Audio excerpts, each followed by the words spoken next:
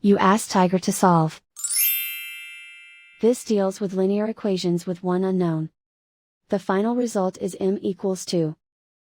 Let's solve it step by step. Group all constants on the right side of the equation. Add 14 to both sides. Group like terms.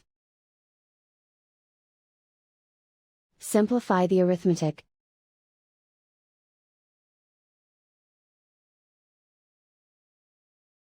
Isolate the m.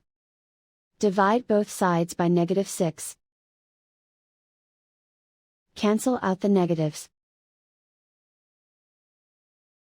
Simplify the fraction.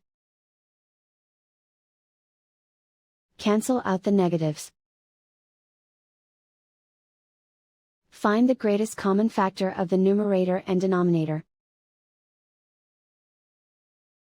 Factor out and cancel the greatest common factor.